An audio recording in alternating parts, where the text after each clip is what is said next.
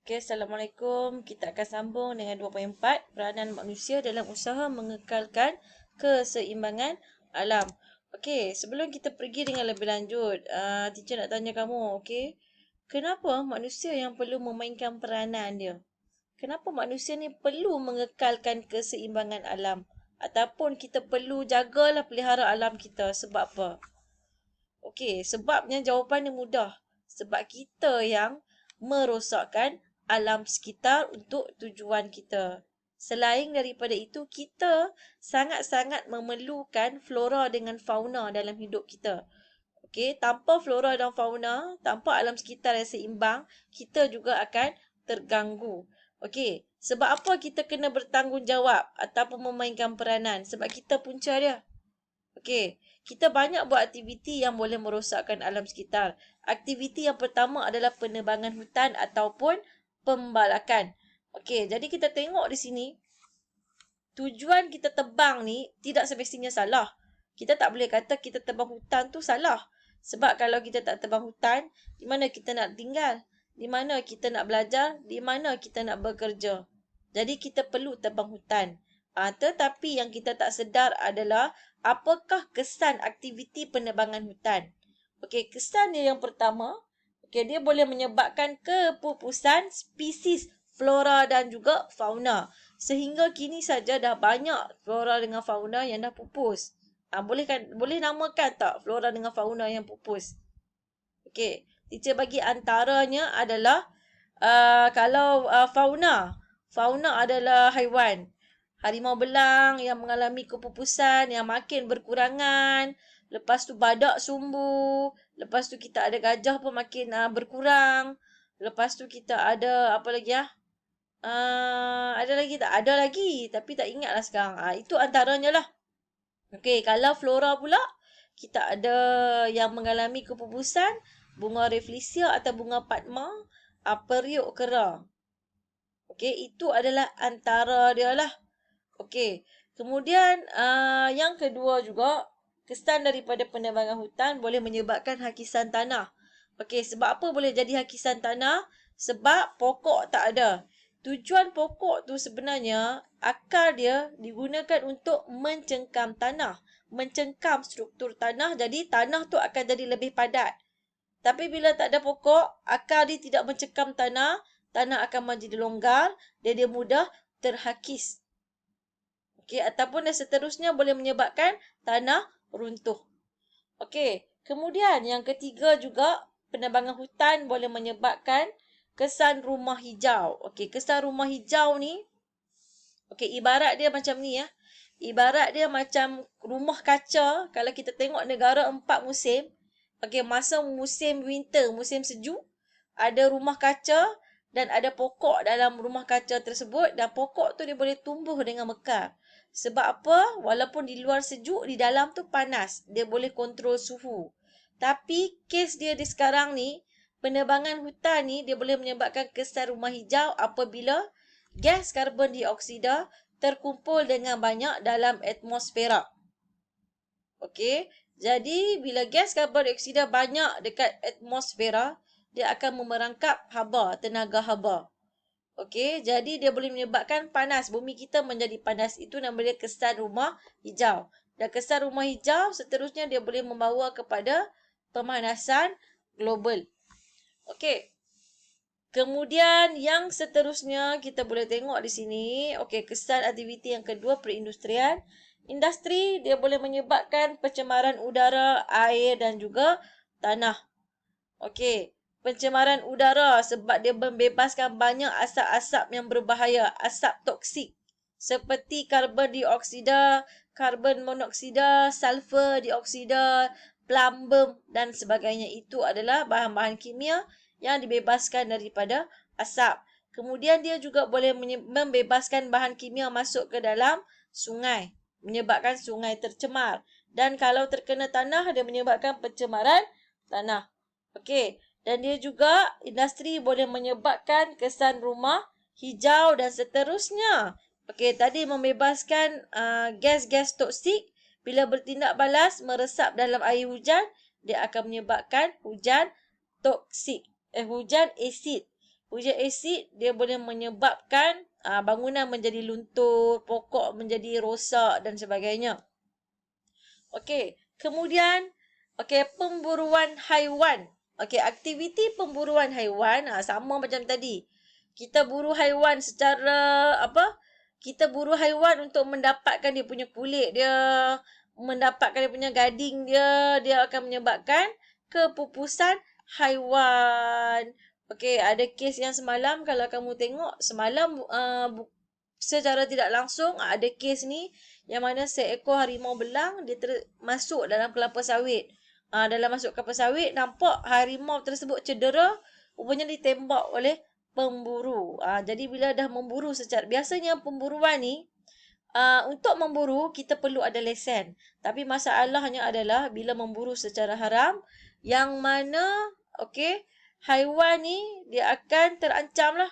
Sebab kita pemburu ni dia memburu secara berleluasa. Kemudian seterusnya kita tengok masalah pembuangan sampah sarap daripada aktiviti kita sendiri. Buang sampah ke dalam sungai, buang sampah tepi jalan, buang sampah atas kita, ikut suka kita buang sampah. Jadi ini akan menyebabkan pencemaran air dan juga tanah. Kemudian bau busuk akibat perebutan sisa pepejal organik. Sisa pepejal organik tu contoh dia seperti bahan-bahan makanan, nasi basi, ikan, lauk pauk yang tak habis tu menyebabkan bau busuk. Kemudian juga kalau kita buang sampah secara tidak kawal ikut suka, dia juga boleh menyebabkan banjir kilat. Banjir kilat terjadi apabila sistem perparitan tu terganggu. Kita buang banyak sampah dalam parit. Parit longkang-longkang. Jadi bila hujan secara tiba-tiba, dia tak boleh, air tu dia tak boleh turun. Jadi dia akan naik menyebabkan banjir kilat. Kemudian ada satu lagi aktiviti kalau kita tengok dalam buku kamu, aktiviti pertanian. Aktiviti pertanian ni sebenarnya bagus, pertanian. Cuma yang tak bagusnya adalah bila para petani tu, yang pertama, dia menggunakan racun serangga dan juga baja. Pertanian dia menggunakan racun serangga dan juga baja secara berlebihan. Yang mana bahan ni, bila kita letak dekat tumbuh-tumbuhan, dia akan meresap dalam air bawah tanah. Bila meresap dalam air bawah tanah, dia mengalir masuk dalam sungai, dia akan menyebabkan pencemaran sungai. Kemudian juga pertanian ni juga boleh menyebabkan tanah kehilangan mineral akibat daripada pertanian yang tidak lestari, pertanian yang tidak terancang. Yang tidak terancang dengan baik, dia akan menyebabkan tanah ni kurang subur, kurang dia punya mineral. Selain daripada itu, penternakan haiwan, ada kalau satu lagi ni tambahan, penternakan haiwan di kawasan sungai. Contoh, banyak macam dengan haiwan peliharaan lah, ternakan kambing ke, lembu ke, babi ke yang dipelihara di tepi sungai. Lepas tu dia buang sisa-sisa najis semua di dalam sungai. Itu juga boleh menyebabkan pencemaran. Jadi kita dah bincangkan banyak sebenarnya kalau kita nak senaraikan aktiviti manusia yang memberi kesan terhadap alam sekitar. Jadi bila kita dah buat kerosakan, kita perlulah memuliharanya kembali, kita pulihkan dia balik, ataupun kita perlu meminimalkan kerosakan yang berlaku. Kita perlu melakukan langkah-langkah mengatasi kesan aktiviti ini terhadap alam sekitar. Antaranya yang pertama, kita boleh menguatkuasakan undang-undang. Menguatkuasakan undang-undang ni luas apa yang kita boleh buat. Kita boleh kuatkuasakan undang-undang untuk penebangan hutan. Contoh, memantau aktiviti pembalakan. Pastikan pembalakan dilakukan dengan menggunakan lesen.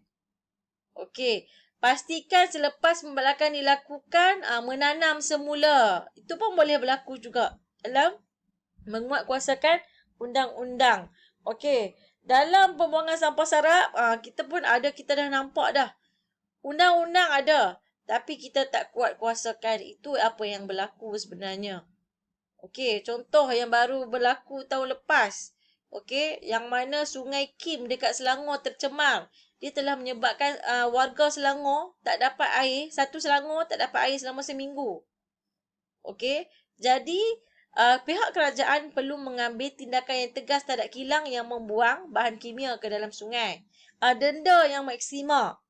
Okey, kemudian meningkatkan kesedaran awam melalui sekaranglah kita masuk terapkan subjek kesedaran alam sekitar dalam sekolah, subjek di sekolah, subjek geografi, subjek sains, subjek moral. Seterusnya dengan harapan pelajar-pelajar dapat mengembangkan apa yang dipelajari terhadap orang awam. Itu yang kita nak.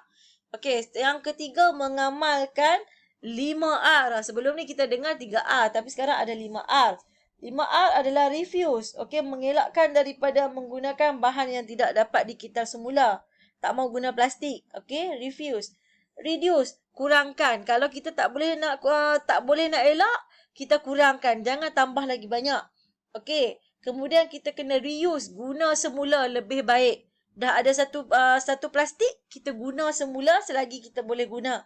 Okey, recycle. Kalau boleh kitar semula, kita kitar semula. Okey, kemudian yang terakhir adalah repurpose. Kita guna untuk bahan yang lain ataupun tujuan yang lain. Contoh yang teacher nampak, botol deterjen tu, yang botol apa? Botol sabun basuh baju yang cecair tu, ada banyak yang kita guna. Kita boleh buat sebagai tempat tanaman pokok ataupun hiasan. Okey, yang terakhir menggunakan kaedah kawalan biologi lebih selamat. Ini dalam pertanian. Okey, pertanian lah biasanya ada juga, kalau bukan pertanian pun dalam peladangan pun ada juga. Okey, contoh. Kita pun tahu kaedah kawalan biologi. Kawalan biologi adalah kaedah mengawal haiwan perosak, makhluk perosak dengan menggunakan musuh semula jadi dia. Itu adalah kaedah kawalan biologi. Okey, contoh. Okey, contoh teacher bagi. Kalau dalam satu ladang kelapa sawit, ada banyak rumput yang tumbuh. Okey, dan dia punya peladang tu tak mau menggunakan racun. Apa yang dia boleh buat? Mungkin dia boleh pelihara lembu. Sebab lembu tu hanya akan makan rumput dia saja. Jadi pokok kelapa sawit dia tidak terjejas. Jadi dia boleh menggunakan kaedah kawalan biologi. Yang kedua, contoh dia dekat sawah padi. Dulu teacher selalu nampak pesawah dia bela burung hantu.